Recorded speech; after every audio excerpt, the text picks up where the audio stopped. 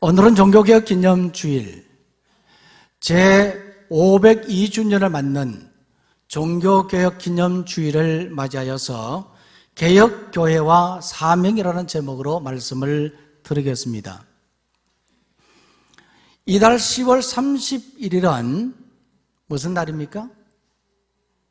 이달 10월 31일 박지희 전사님 안수받는 날입니다. 그렇기도 하지만은 종교개혁 기념일입니다.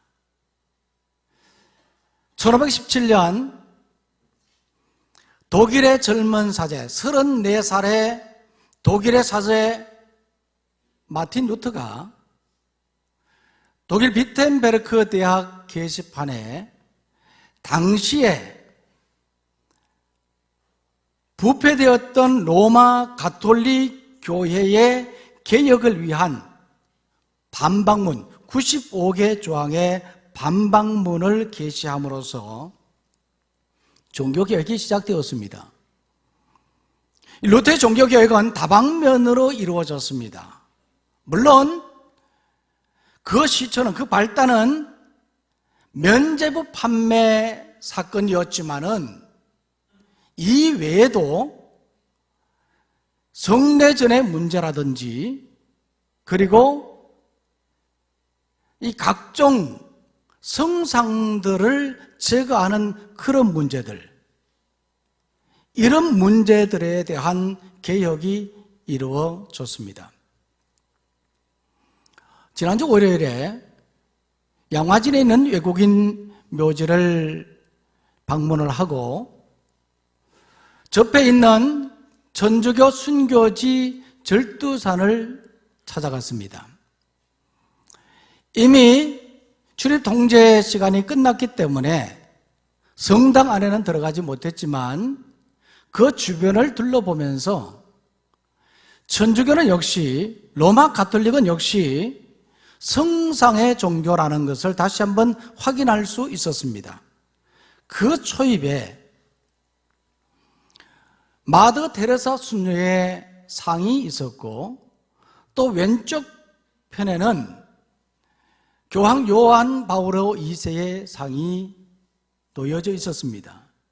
그리고 넓고 잘 가꾸어진 넓은 광장에는 십자가의 길이 닦여져 있고, 그 끝에는 김대근 신부의 상이 크게 세워져, 동상이 크게 세워져 있었습니다. 그리고 절두산 동쪽 끝자락에는 그리 크지 않는 성모 마리아의 상이 세워져 있었고, 그 옆에는 수많은 성도들이 다녀갔던, 그곳에 와서 기도했던 그 기도의 향불들이 가지런히 정렬되어 있는 것을 보았습니다. 그것을 바라보면서 종교개혁 기념주의를 앞두고 개혁의 의미를 1517년에 마틴 루터가 왜 개혁할 수밖에 없었는가 하는 것을 다시 한번 생각하는 그런 기회가 되었습니다. 성도는 무엇으로 구원을 얻습니까? 어떠한 종교적 행위가 아니라 믿음으로 구원을 얻습니다. 마르틴 루터는 오직 믿음으로만 구원을 얻는다, 그렇게 말했습니다. 이것은 사도 바울이 로마서 1장 17절 말씀에서 오직 의인은 믿음으로 말미암아 살리라 함과 같으니라 하는 이 말씀에 근거하여서 재천명한 것이었습니다. 구원을 위해서는 믿음 이외에 다른 무엇도 필요하지 않다는 말입니다. 그래서 루터는 이것을 강조하기 위해서 믿음으로라는 이 단어 뒤에 만이라는 단어를 추가했던 겁니다. 라틴어로는 솔라 피데이입니다. 이 솔라라는 말은 오직, 피데이는 믿음으로만 이라는 뜻입니다. 오직 믿음으로만 구원을 얻을 수 있다는 말입니다. 다른 그 무엇으로도 안 된다. 솔라 피데이, 오직 믿음으로만 구원을 얻는다. 이것을 마틴 루터가 주장했던 것입니다. 그러면 믿음이란 무엇입니까? 이 믿음은요, 마틴 루터는 이 믿음에 대해서 이렇게 이야기를 했습니다. 한번 읽어볼까요? 믿음이란 하나님에 대한 단순한 신뢰 하나로 칠흑 같은 어둠 속으로 발을 내딛는 것이다. 하나님에 대한 단순한 신뢰 하나로 칠흑 같은 어둠 속으로 발을 내딛는 것, 이것이 바로 믿음이라는 말입니다. 하나님에 대한 그 신뢰 때문에 아무것도 보이지 않는 그곳을 향해서 발을 내딛는 것, 이게 바로 믿음이라는 거지요. 집에 불이 났어요. 그 불난 집에 있는 아이가 위에서 내려다 보니까 아래에서 아빠가 소리치고 있는 겁니다. 이 아빠를 바라보고, 저 아래에 있는 아빠를 바라보고 이 아이가 그냥 아빠하고 뛰어내리는 것, 이것이 바로 믿음입니다. 그래서 루터는요, 이러한 믿음으로 예수님을 구주로 고백할 때 구원을 얻는다라고 말했습니다. 그러나 입으로 고백하는 것으로서 구원을 받기 위한 필요 충분 조건이 갖춰져 있다고 생각하면 안 되는 겁니다. 이러한 신앙 행태를 가르쳐서 독일의 신학자 보네프는 값싼 은혜라 그렇게 말했습니다. 만일 나는 이제부터 예수님을 믿는다라는 말 한마디로서 구원이 가능하다면 이 세상에 그것처럼 싸구려 구원이 어디 있겠는가? 만약 이런 식으로 전도를 한다면 그것은 은혜의 덤핑 판매라고 해도 틀린 말은 아닐 것이라고 말했습니다. 말 한마디로, 예수 믿는다는 말 한마디로 내가 구원을 얻는다고 하면 이것은 은혜의 덤핑 판매라는 거죠.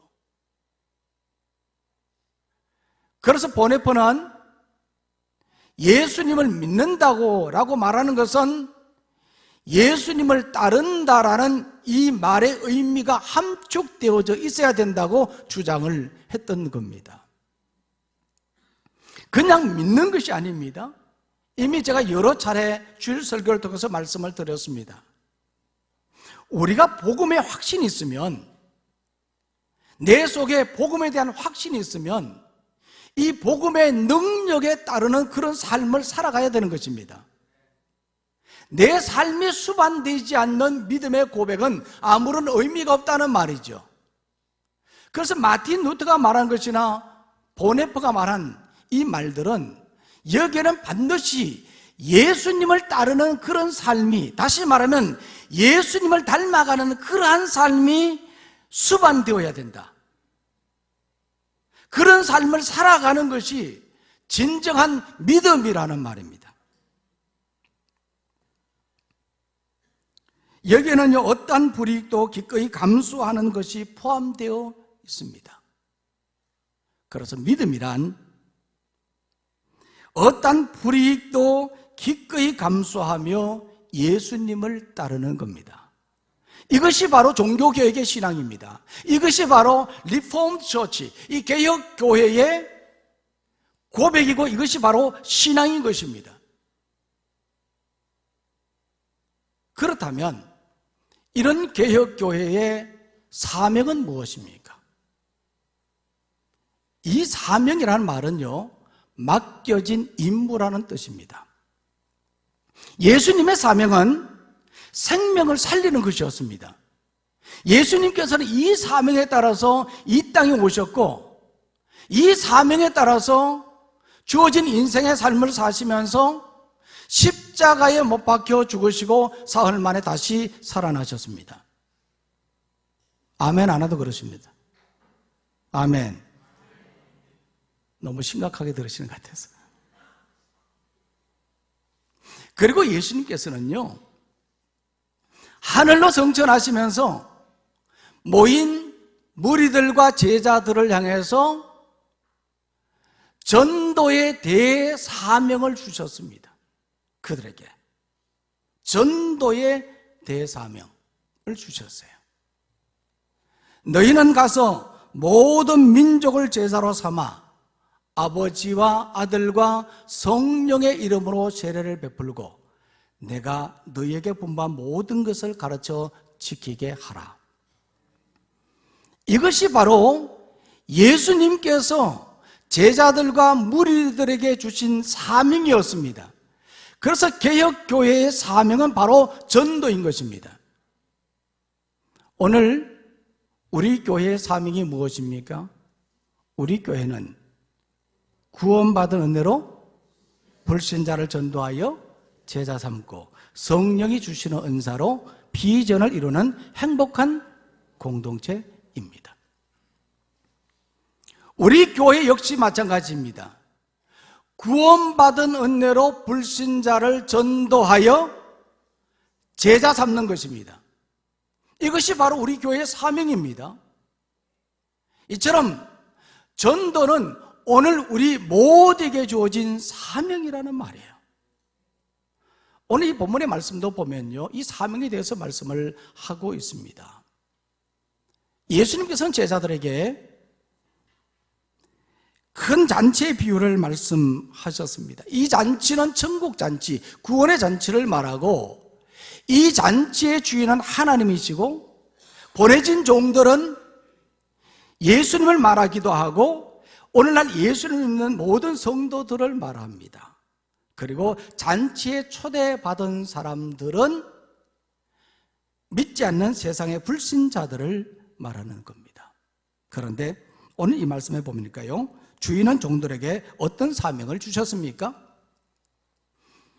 오늘 먼저 이 말씀에 보면요, 많은 사람을 청하라 그렇게 말하고 있습니다. 한번 따라해 볼까요? 많은 사람을 청하라. 자, 16절 말씀인데 다 같이 읽겠습니다. 시작. 이러시되 어떤 사람이 큰 잔치를 베풀고 많은 사람을 청하였더니, 여기서 어떤 사람은 하나님을 말합니다. 하나님께서 구원의 잔치를 베풀고 종들을 보내면서 많은 사람을 청하도록 했습니다. 그런데 이단들은요, 많은 사람이 아니라 몇 명을 이야기합니까? 14만 4천 명을 이야기하는 거죠.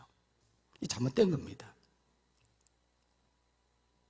모든 구원의 대상은 많은 사람을 이야기하는 거거든요. 실제로 14만 4천이라는 이 숫자도 요한계시록에도 나오지만 이 말씀의 의미를 풀이해보면 구약의 12지파와 신약의 12사도 12 곱하기 12 곱하기 1000 하면 14만 4천 나오거든요. 이 1000이라는 것은 많다 하는 뜻입니다. 결국은 이것은 많은 무리의 수를 뜻하는 그러한 상징적인 숫자인 것이거든요. 그래서 이 말씀에 보면 손님들을 청할 때 많은 사람들을 청하라 그랬습니다. 이 유대인들의 잔치 풍습은요, 지금 우리와 달랐습니다. 우리는 잔치를 하게 되면 지인들에게 청첩장을 보내고 참석할 사람들의 수를 대충 계산하여서 음식을 준비하죠. 그런데 유대인들의 풍습에 의하면요, 잔치를 여는 사람은 사전에 날짜를 정한 다음 종들을 보내서 초청할 사람들에게 참석 여부를 물은 후에 참석하겠다고 하는 사람을 대상으로 그 수에 맞게 잔치를 준비하고, 준비가 모두 끝나면 다시 종들을 보내서 이제 잔치가 다 준비가 다 끝났으니까 오십시오, 그렇게 초대를 하는 것이 관례였다고 합니다.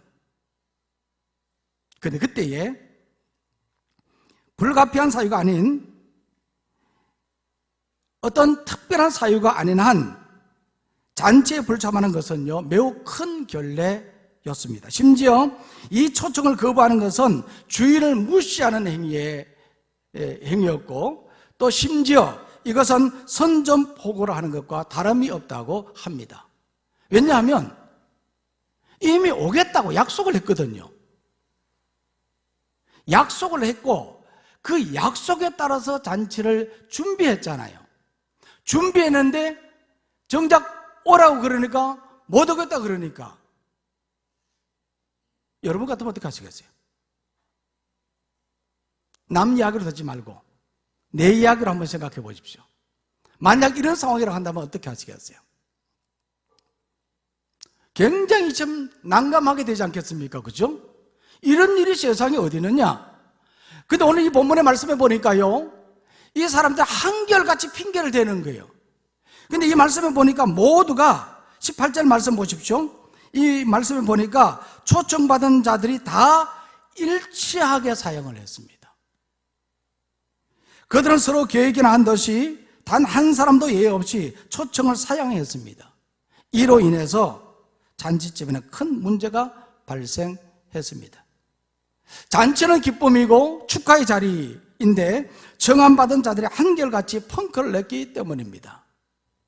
그 이유가 뭐냐? 오늘 이 말씀에 보니까 세 종류의 사람을 이야기하고 있습니다. 첫 번째로는요, 무엇을 샀습니까? 밭을 샀다는 겁니다. 이 밭을 살 때는요, 이 밭이 어떤 밭인지, 농사가 잘 될 그런 밭인지, 어떠한 밭인지 미리 다 살펴보고 그제서야 밭을 사는 것이 통상 관례이지 않습니까? 그죠? 누구나 다 그렇게 하는 겁니다.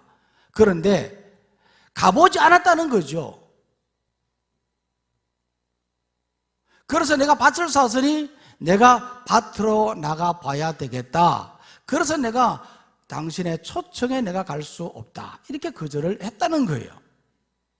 이것은 억지 핑계에 불과한 것입니다. 이 두 번째 사람은 오늘 말씀해 보니까 뭐라고 말하고 있습니까? 소 5겨리를 샀다는 겁니다. 이 겨리라는 말은 쌍을 말하는데 5겨리면 몇 마리입니까? 10마리지. 10마리 정도 되면요 부자입니다. 근데 소를 살 때 어떤 소인지, 이게 일 잘하는 소인지 아니면 힘이 없어서 그냥 농사일도 못할 그런 소인지 사전에 테스트도 안 해보고 시험도 안 해보고 그렇게 하는 경우들이 어디 있겠습니까? 그런데 이 사람은 소를 샀으니 내가 한번 시험해 봐야 되니까 내가 잔치에 갈 수 없다, 이렇게 거절을 한 것입니다. 이건 역시 납득이 가지 않는 그러한 부분이죠. 세 번째 사람은 어떻게 말했습니까? 장가를 들었다는 겁니다. 모세율법에 의하면요, 결혼한 남자는 1년간 전쟁터에 나가는 것이 면제되었습니다. 그러나 생사가 걸린 전쟁터에 나가는 것과 잔치에 참석하는 것은 전혀 별개의 문제였는데, 그는 단지 신혼의 행복을 깨뜨릴 수 없다는 이유로 초청을 이런 지하에 거절했습니다. 이것은요, 육신의 즐거움과 쾌락 때문에 하나님이 베푸는 구원의 자리에 가지 못하겠나라고 거절하는 것과 같은 것입니다. 이것은 어리석은 일이 아닐 수가 없는 것이죠. 어쨌든 이들은 한결같이 핑계를 대면서 초청에 거절했던 것이죠. 모르긴 해도 여러분 최성민 전도 축제를 하면서 대신자를 작정하고 초청을 했는데 한번 다음 주에 오십시오 그러면 막상 그날에 다음 주일 되면 거절하는 사람이 있을 수 있습니다. 그럼 어떻게 하면 되겠습니까? 이미 우리가 여러 차례 새생명 전도 축제를 통해서 우리가 많은 사람들 초청해 봤지만 기가 막히게 빠져나가거든요. 기가 막히게 빠져나가거든요. 그럼 어떻게 하면 좋겠습니까? 자, 오늘 이 말씀 두 번째로 보면 이렇게 말하고 있습니다. 누구든지 데려오라. 따라해보세요. 누구든지 데려오라. 자, 21절 말씀 다 같이 읽겠습니다. 시작. 종들이 돌아와 주인에게 그대로 고하니 이에 집 주인이 노하여 그 종에게 이르되 빨리 시내의 거리와 골목으로 나가서 가난한 사람들과 몸 불편한 자들과 맹인들과 저는 자들을 데려오라 하니라. 아멘. 자, 주인은요, 종들로부터 초청을 거절한 자들에 대한 보고를 받고 그들의 핑계에 분노하여서 종들에게 빨리 시내의 거리와 골목으로 나가서 가난한 자들과 몸이 불편한 사람들과 맹인들과 저는 자들을 데려오라, 그렇게 말했던 거거든요. 이것은요, 마치 이 전쟁을 방불케 하는 그런 상황이었습니다. 한번 생각해 보십시오. 잔치 준비는 다 됐는데 초청한 사람들은 한 사람도 오지 않는 거죠. 자, 이런 상황에서 이제 주인이 얼마나 난감합니까? 이거 어떻게 해요?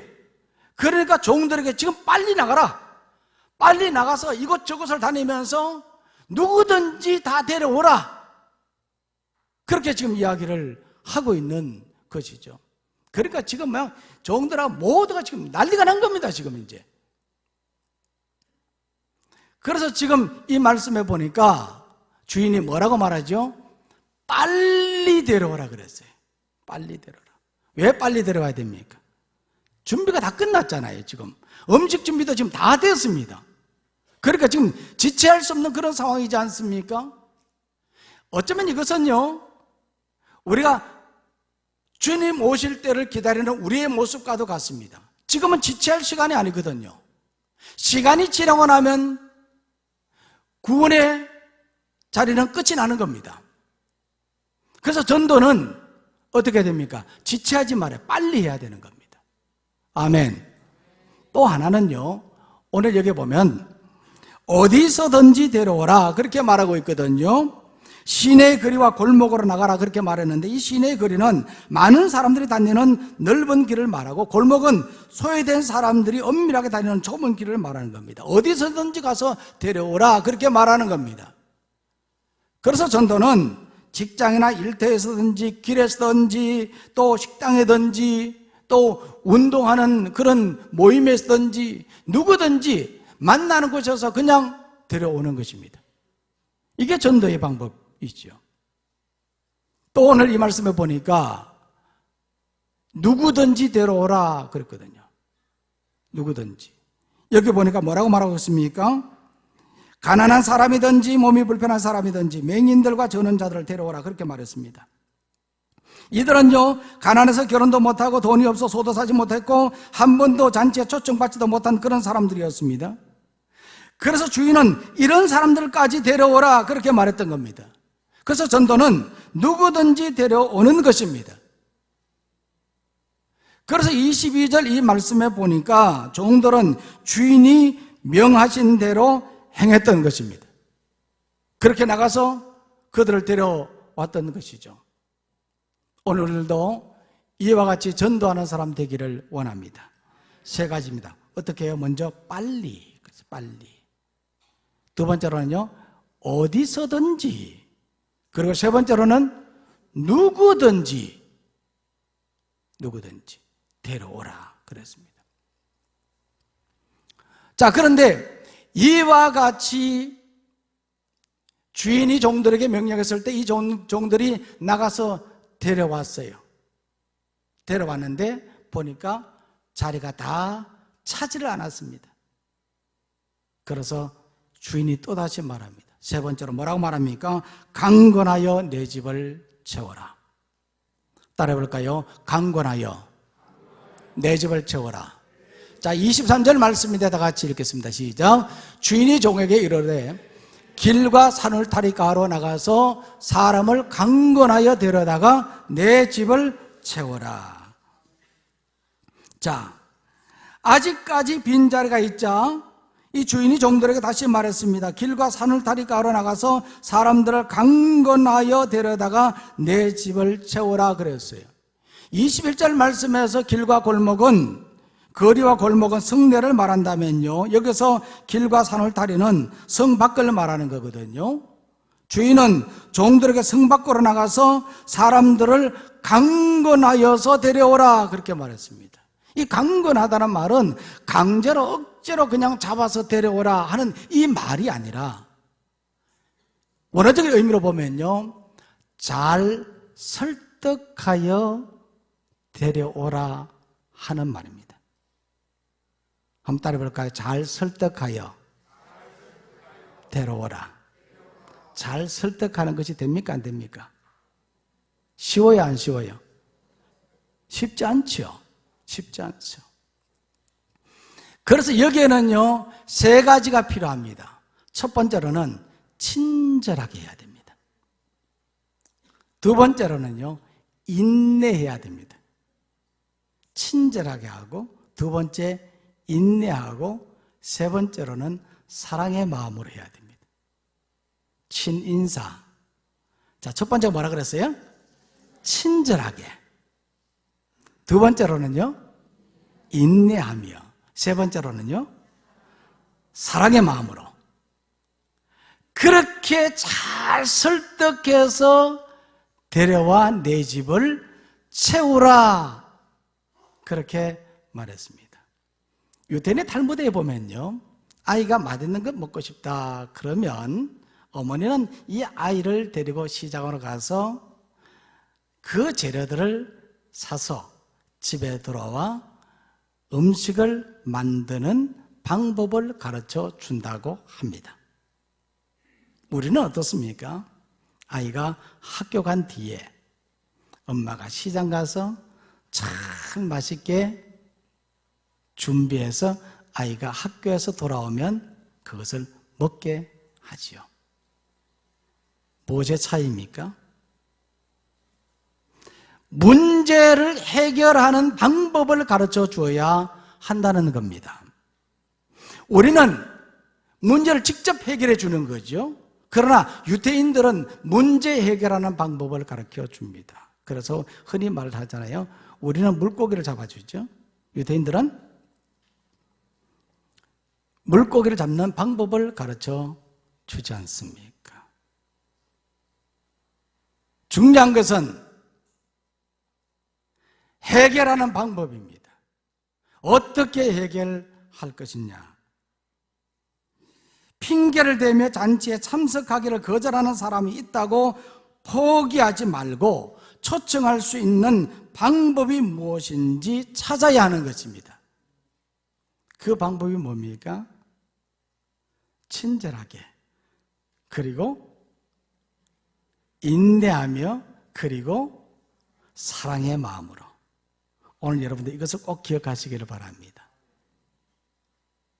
이 세 가지 방법으로 우리가 전도하기를 바랍니다. 양화진 외국인 묘지에 방문하여 비석에 적힌 글들을 하나하나 보았습니다. 그 전에도 보았지만 특별히 종교개혁 기념주의를 앞두고 묘지에 가서 비석에 적힌 비문들을 하나하나 보는 의미는 남달랐습니다. 그 중에 강모인이라고 불렸던 캠벨 선교사의 기념비에는 이런 글이 적혀져 있었습니다. 내가 조선에서 헌신하였으니 죽어도 조선에서 죽는 것이 마땅하다. 그는 조선에서 죽기를 원했고 조선에서 묻히기를 원하여서 양화진에 그의 시신이 안장되었습니다. 또한 한국에 온 지 9개월 만에 과로로 인해서 돌아가신 캔딜 선교사의 비석에는 이런 글이 적혀져 있었습니다. 만일 내게 줄 수 있는 1000개의 생명이 있다면 모두 조선을 위해 바치리라. 내가 줄 수 있는 1000개의 생명이 있다면 모두 조선을 위해 바치겠다 하는 겁니다. 이 비문은요, 선교사님이 미국 텍사스 출신인데 고향 텍사스의 한 청년 단체로 보내는 편지 속에 적힌 글이었는데, 그때에 이 편지를 읽고 텍사스의 많은 청년들이 조선의 선교사로 가기로 자원했다는 겁니다. 개혁교회는요, 개혁신앙을 가진 공동체입니다. 개혁신앙은 예수님을 따르는 삶입니다. 양화진 외국인 묘지에 묻힌 수많은 외국인 선교사들은 예수님을 따르는 삶을 사셨습니다. 조선을 위해서 헌신했고 조선을 위해서 모든 것을 희생했습니다. 그들의 순교와 그들의 희생정신, 그것을 생각해 보면 오늘 개혁신앙을 가진 개혁교회 속에 속해 있는 우리들은 어떻게 신앙의 삶을 살아가야 될 것인가, 이것을 우리가 깊이 생각해야 하는 겁니다. 오늘 우리는 개혁신앙의 전통에 따라 예수님을 따르는 삶이 되기를 원합니다. 예수님을 따르는 그 삶이 무엇입니까? 그것은 바로 전도입니다. 전도는 예수님께서 우리에게 주신 지상 최대의 사명이기 때문입니다. 다음 주일은 새생명 전도 축제입니다.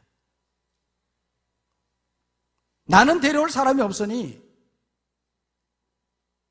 괜찮다, 뭐 그런다고 여러분들까지도 안 오시면 안 됩니다. 그러나 내가 태신자를 작정하지 못했고, 그리고 또 지금 당장 데려올 사람이 없다고 하더라도 지금부터라도 한 주간 여러분은 기도하시기를 바랍니다. 누구든지 어디서든지 우리는 빨리 데려와야 되는 겁니다. 이 잔치가 열려버리면요, 더 이상 기회는 없는 겁니다. 또다시 기회가 있다고 생각하면 안 됩니다. 내년, 내후년 자꾸 이렇게 생각하면 안 되는 겁니다. 우리에게 주어진 시간은 우리의 것이 아닙니다. 어떻게 이 모든 일들이 이루어질지 몰라요. 그러기에 오늘 우리는 주님 주신 이 사명, 전도의 사명을 잘 이루어가기를 바라고, 내 가족이든 내 친구든 주변이든 아니면 길 가다 만난 사람이든 누구든지 초대해서 정말 주님이 원하시는 이 구원의 잔치, 천국 잔치가 되는 새생명전도 축제가 되기를 간절히 소망합니다. 기도하겠습니다.